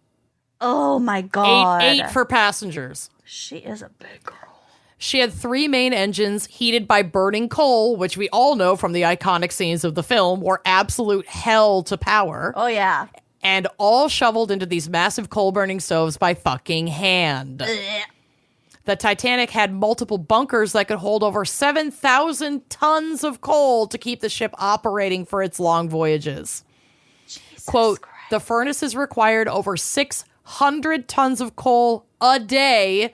The carbon footprint was not small. No.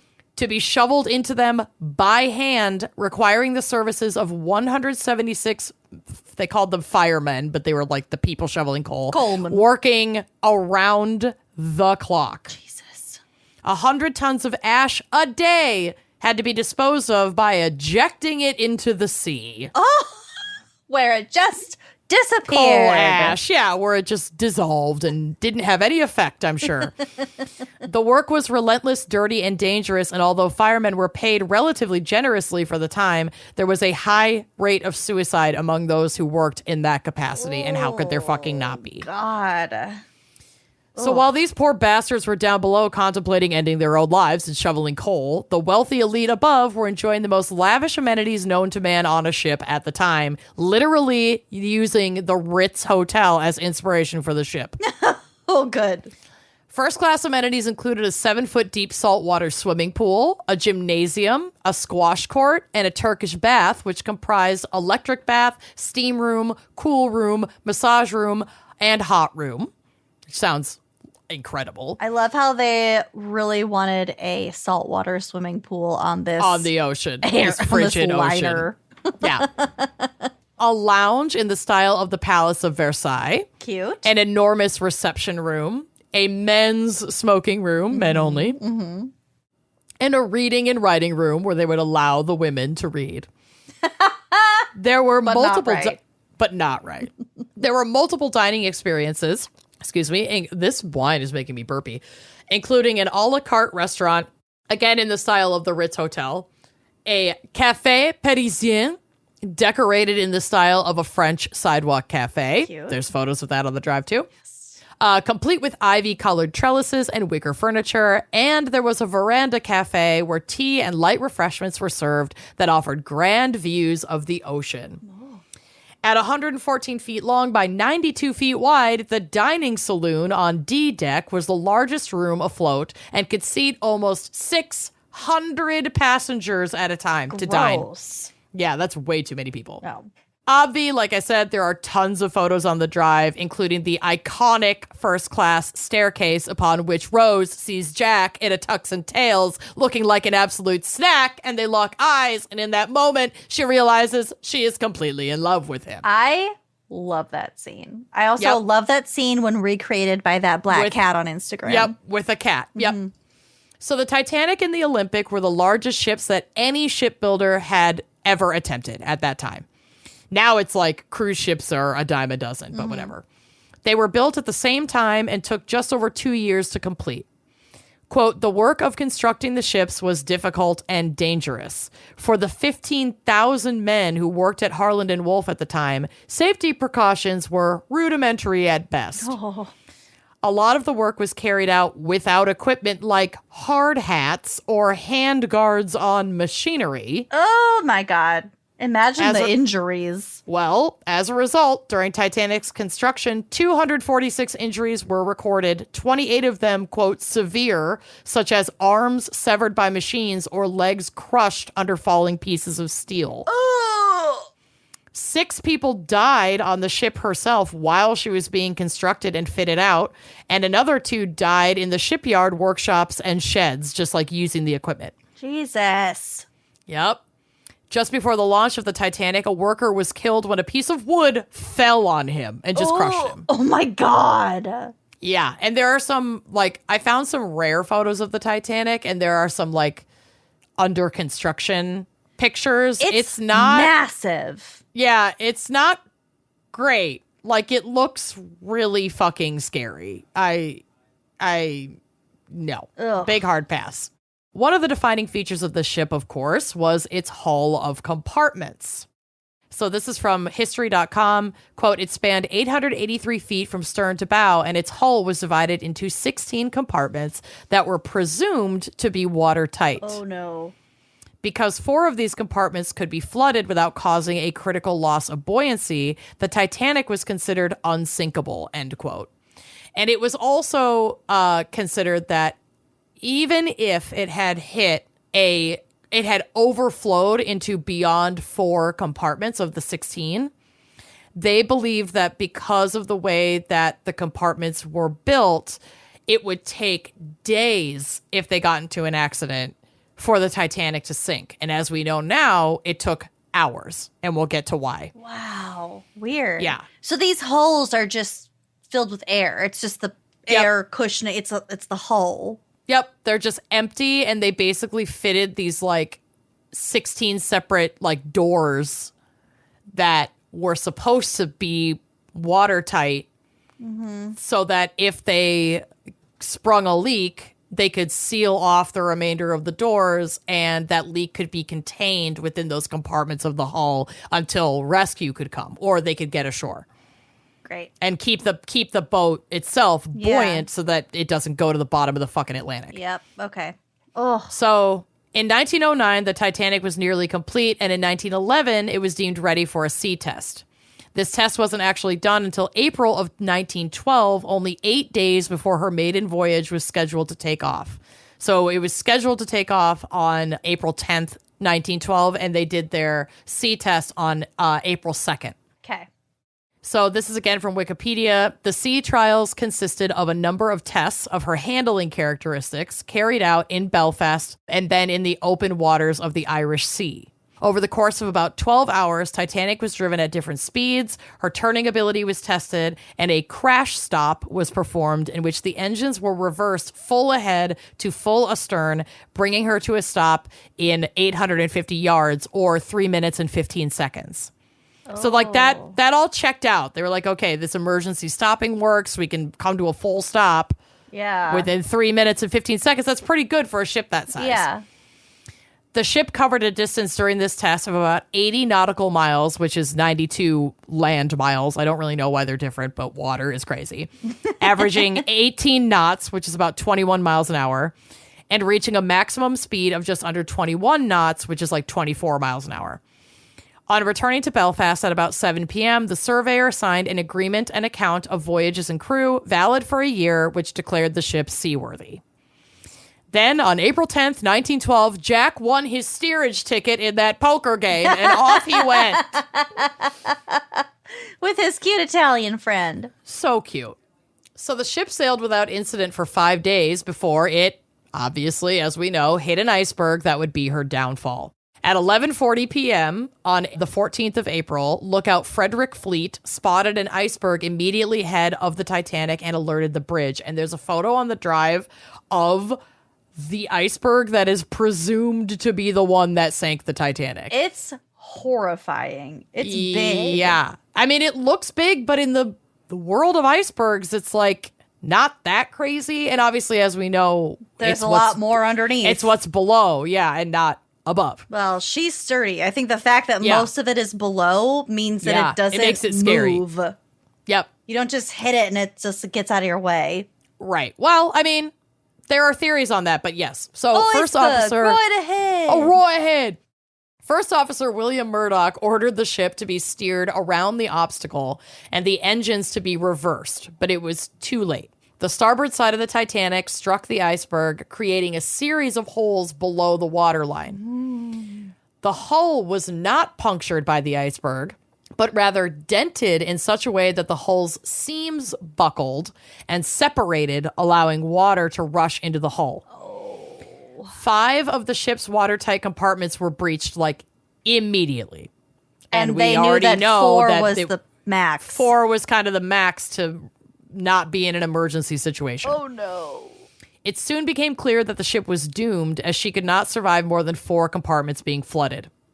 The Titanic began sinking bow first, with water spilling from compartment to compartment as her angle in the water became steeper, and the compartments were not built like floor to ceiling airtight. They had gaps over the top because nobody ever, they didn't imagine that it would tilt. That it would even fill that high. Wow. Or tilt to that degree. Oh, right. No. That wasn't even on their radar. Oh, no.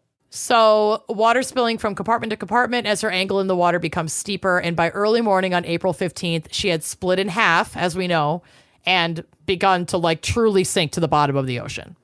This is so fucked up. So the ship was built to hold enough lifeboats for only half of those on board, but they didn't include all of the lifeboats that it was built to hold. So I saw some reports that said it only had 16 lifeboats. Oh, that held 20 people apiece. I mean, more than that, because there were enough survivors that, but I don't know exactly how many there were, but there were enough for basically a third of the people. Son of a bitch. Yeah. Wait, why were there so many fewer than half? There's no regulation, and they wanted to save space for amenities. And if they had the adequate amount of lifeboats, they would have had to cut back on other flashy Parisian cafe. Yeah, other flashy shit wouldn't have fit. Wow. And that was their priority. Jesus. Yeah. Not only that, but the crew had not been properly trained for a full-scale evacuation. So the poor fucking security guard who didn't even know about the button. Mm-hmm. Most of this crew wasn't even on board during the sea test, and the maiden voyage was their first time ever on the ship, and they didn't know the evacuation protocol. They just didn't know it. Oh. Lifeboats were launched half full, prioritizing first class and essentially ignoring third class passengers and crew members down below. Or second class. Yep. Presumably. Yep. About 705 of the 2,200 on board survived and were rescued by the Carpathia, which was ironically a ship by the rival Cunard Line. Oh. and they were taken to New York, which was Titanic's original destination, while more than 1,500 people died, and we don't have like the exact count because there's not a perfect record of how many crew members were on board. You know, there's a How more many perfect bodies record. were recovered? Well, and we'll get to the bodies, but yeah. So of the 1,500 minimum who died, the captain of the Titanic was one of them.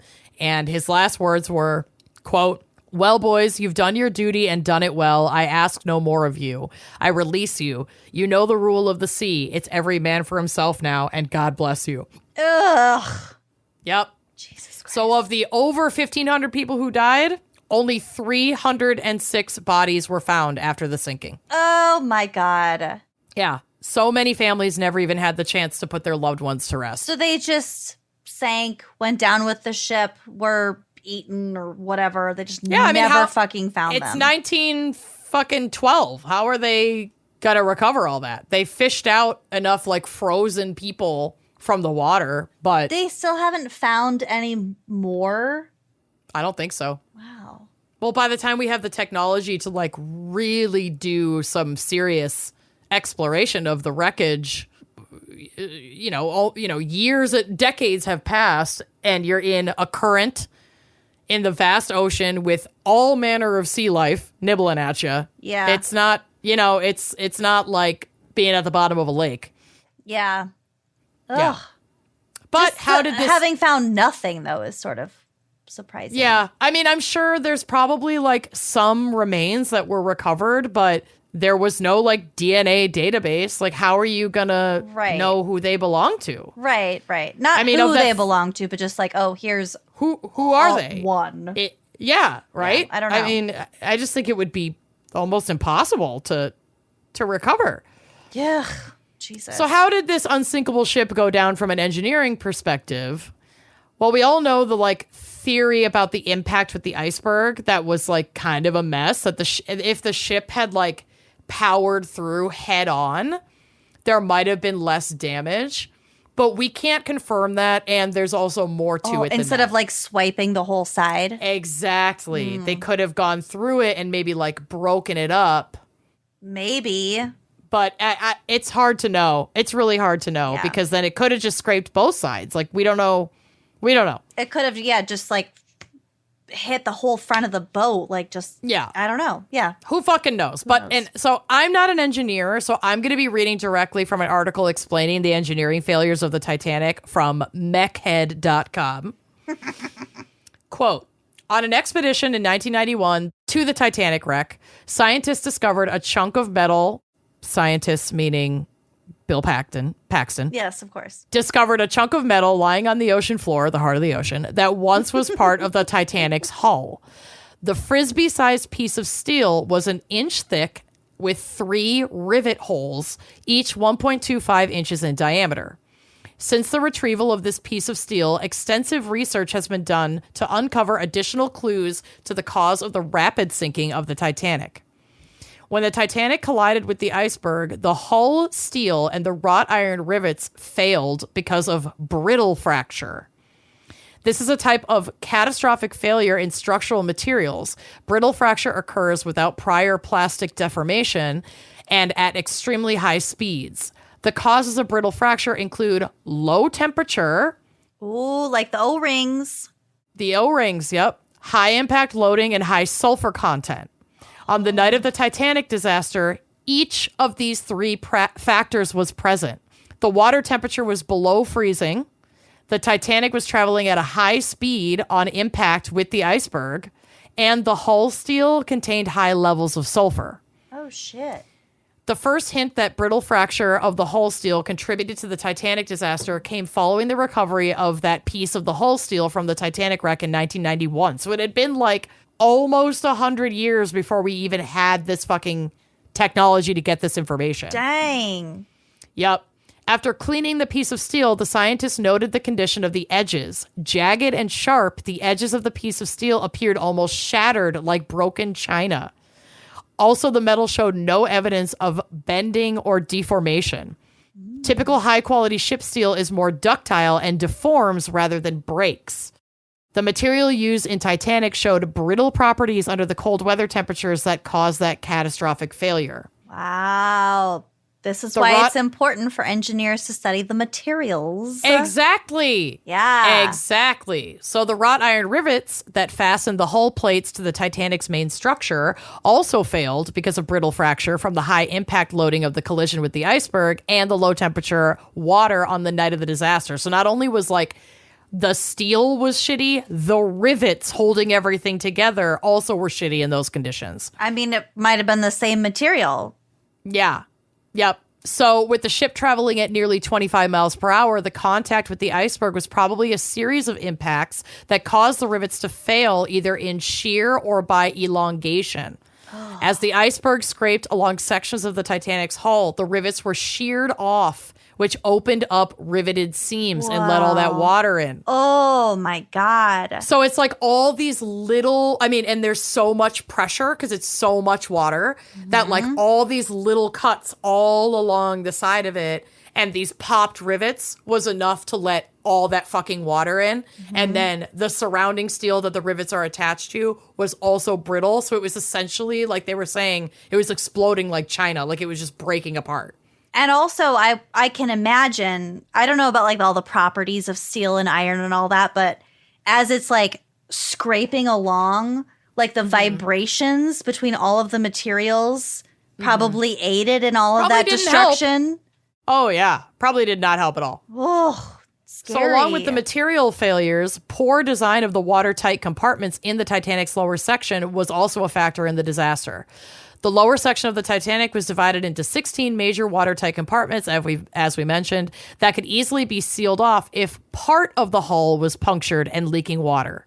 After the collision with the iceberg, the hull portion of 6 of these 16 compartments was damaged, and sealing off the compartments was completed immediately after the damage was realized. But as the bow of the ship began to pitch forward from the weight of the water in that area of the ship, the water in some compartments began to spill over into adjacent compartments. Oh my fucking God, because of those gaps. Yep. Although the compartments were called watertight, they were actually only watertight horizontally and not vertically. Their tops were open and the walls extended only a few feet above the water line. Son of a bitch. The sinking of the Titanic has become one of the most well-known disasters in history because of the terrible loss of life and the demise of what everyone believed was an unsinkable ship. People are intrigued and curious about what caused the rapid sinking of the Titanic. The failure of the hull steel resulted from brittle fractures caused by the high sulfur content of the steel, the low temperature water on the night of the disaster, and the high impact loading of the collision with the iceberg. Wow. Yeah.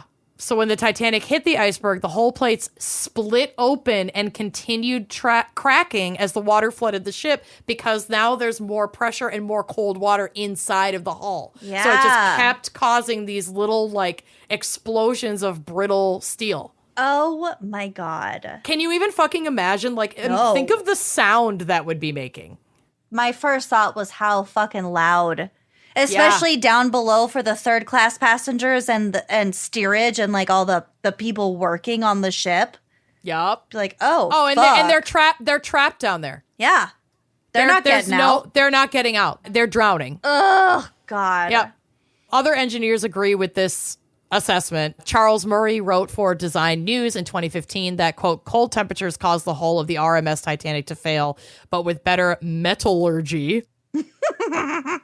Metallurgy. I have a metal allergy. And connector technology, Titanic's hull might have remained intact. End quote. Which alludes to the fact that, yes, there were engineering failures here, but many of them were due to a lack of understanding and technology that's commonplace today. So, like, there were things that I think could have been conceived of that were not. Mm-hmm. And that part of the design was indeed an engineering failure. But these were the materials of the time that they had to work with. Yes. Like, they weren't necessarily assessing the sulfur content of the steel that they're using. While I would imagine they are factoring in temperatures, because that's a little bit more basic science, there's still so much more science that we have access to now that engineers can use to be like, under this circumstance, this could happen, and under this circumstance, this could happen. Yeah. So it's like a little bit of we just didn't fucking know and did the best we could. And a little bit of, we tried to build this grandiose thing in 2 years and we got a little too big for our britches, and this design was actually kind of dangerous. Yeah. Yeah. But it's not like they could have experimented with, like, I don't know what the fuck I'm talking about here, but bear with me. Like just a crash test dummy for a car. Well, like a lower oxide containing version of steel versus like this, and like different. Yeah. They didn't have access to that kind of. There was like one option. Right. So, I mean, I don't know. It's fucking tragic at the end of the day. There's nothing we can do about it. It was hundreds, over 100 years ago. But this also kind of goes into what I was sort of talking about with engineering ethics. Mm-hmm. Like, how do you draw the line between something that was like unavoidable, unforeseeable, and when the design negligent itself was also kind of fucking negligent? It I'm sorry, the lifeboats alone. That is fucked up. That's negligence. Choosing more room for amenities rather than equipping it with enough lifeboats for even half of the people on board. Like, yeah, it was a third. It was a little more than a third.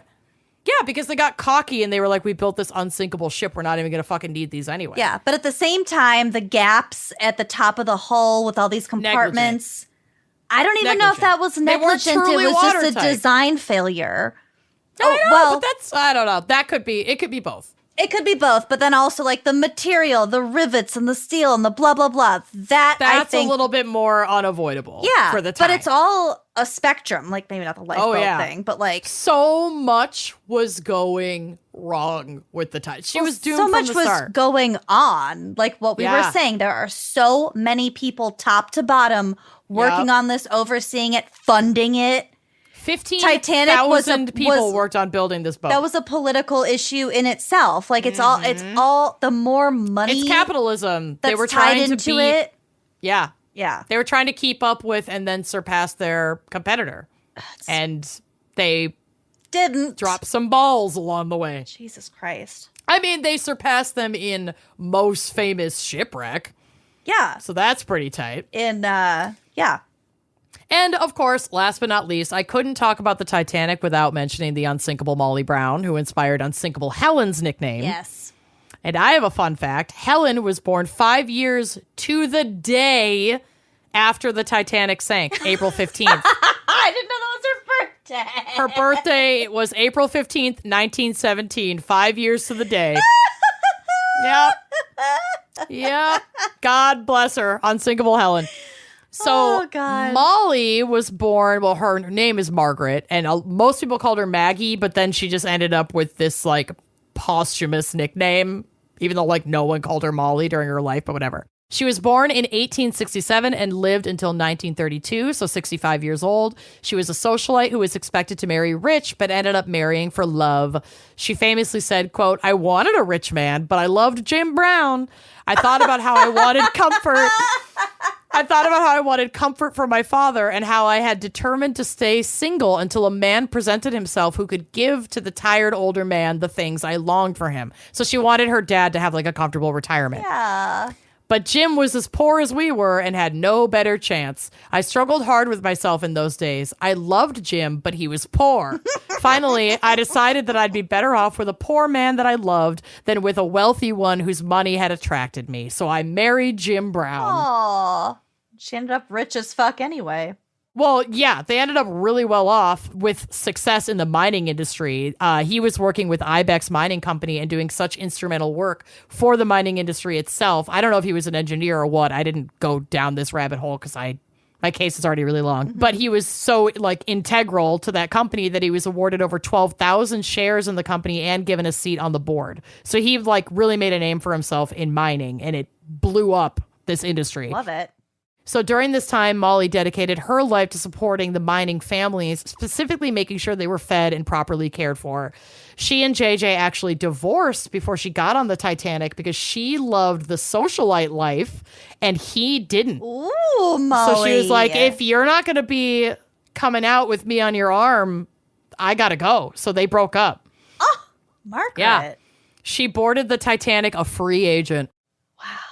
She famously begged those aboard her lifeboat to go back to the wreckage and look for survivors, but those aboard refused. I think they kind of used artistic license in the movie. I don't know if it was her boat that went back. Is anyone alive out there? No, that was just a rescue boat, but she was in the boat saying like, "Hey, we can go back. We can fit more people." And then they just didn't. Because her boat was like half full. Yeah. Mm-hmm. Yeah. Oh, God. I got to watch this tonight. I only want to watch the first tape.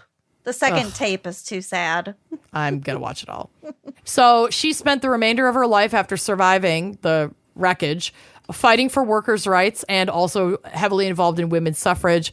And there are a couple photos of her on the drive, both of which she is in a fabulous hat. One, she is presenting a Trophy Cup award to Carpathia Captain Arthur Henry Roston for his service in the rescue of the Titanic. That hat is amazing. And then the other one, the Mrs. J.J. Brown one, where she looks like she's rolling her eyes. Oh. That is what she was wearing the day she got off of the Carpathia after surviving this ordeal on the Titanic. Are you fucking kidding? Wait, nope, it looks that's like a photo. That's the same hat. Yeah, probably. She probably put that hat back on to be in this ceremony. It's the same outfit. Good for her. It's the same blouse. I get it. If I was wearing that when I was rescued, or on like the day that I made it to land, because obviously they were on the Carpathia for several days. So I don't even know if those were like. I think it was the same damn day. It might have been the same. She's making the same face. She's got the exact same outfit on. I love her. She's amazing. And that is the engineering failures of the Titanic. Damn. I know, right? Well, as if our listeners did not need another reason to not go on a Stay cruise off ship. of cruise ships, people. It's not worth it. Don't ever go on a cruise ship. It's not worth it. Good job, Jesus. I didn't realize how much negligence went into that tragedy. I know. It's pretty sad. The fucking lifeboats, it gets me. That gets me every time. That is just, it's cruel. It's really cruel. It's really fucked up. So avoidable. Yep. Anyway, thank you, Joe, for your generous pledge in honor of your wife Jen's birthday. Happy belated birthday, Jen. I think this you're was a an phenomenal engineer. Topic. Yeah. God, don't fuck around with engineering. Jesus Seriously. Christ. I thought this was going to be boring as hell, and then I got so excited about it. So thank you so much. Yeah, this is a good episode. So thank you, Joe. Happy birthday, Jen. Thank you for tuning in, and we will see you next week. Bye-bye. Thanks for listening to Wine and Crime. Our cover art is by Kala Yip. Music by Phil Young and Corey Wendell. Editing by Jonathan Camp. Check out our website and blog at wineandcrimepodcast.com. You can also follow us on Facebook, Twitter, and Instagram at Wine and Crime Pod. If you have questions, answers, or recommendations to share, email us at wineandcrimepodcast@gmail.com. Episodes are available on Apple Podcasts, Stitcher, Google Play, basically wherever you get your favorite podcasts. And if you like the show, please rate, review, and subscribe on Apple Podcasts. It is the best way to spread the word. If you'd like to show your support, visit our Patreon page to keep this podcast and the wine flowing. Cheers.